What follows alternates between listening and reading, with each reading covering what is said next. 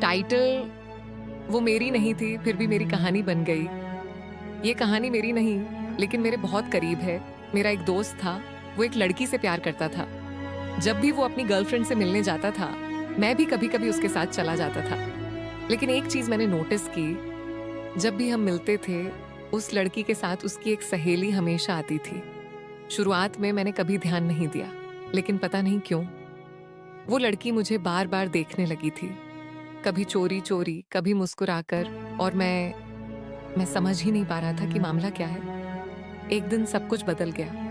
मेरे दोस्त ने कहा, भाई आज जरा जल्दी आ जाना, मिलना है। मैं पहुंच गया। थोड़ी देर बाद वो दोनों भी आ गईं। लेकिन उस दिन उसकी सहेली कुछ अलग लग रही थी। थोड़ी घबराई हुई, बार बार मेरी तरफ देख रही थी। फिर अचानक उसने अपने बैग से एक मुड़ा हुआ कागज निकाला और सीधे मेरे सामने आकर बोली, ये तुम्हारे लिए है।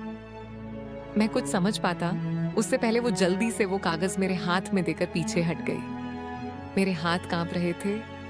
जब मैंने कागज खोला तो वो एक लव लेटर था। ऊपर सिर्फ एक लाइन लिखी थी, मुझे नहीं पता तुम्हारा जवाब क्या होगा, लेकिन मुझे तुम पसंद हो। सच बोलूं, उस वक्त मुझे यकीन ही नहीं हुआ, क्योंकि मैं वहां अपने दोस्त की वजह से जाता था। कभी सोचा भी नहीं था कि कोई मुझे इस तरह सामने से प्रपोज कर देगा, और वो भी लव लेटर के साथ। उस दिन मेरे हाथ में वो लव लेटर था, लेकिन दिमाग में हजार सवाल चल रहे थे। मैं बार बार उसी कागज को पढ़ रहा था। मुझे तुम अच्छे लगते हो, पता नहीं क्यों, लेकिन जब भी तुम सामने आते हो दिल अलग तरीके से धड़कने लगता है। नीचे उसका नाम लिखा था।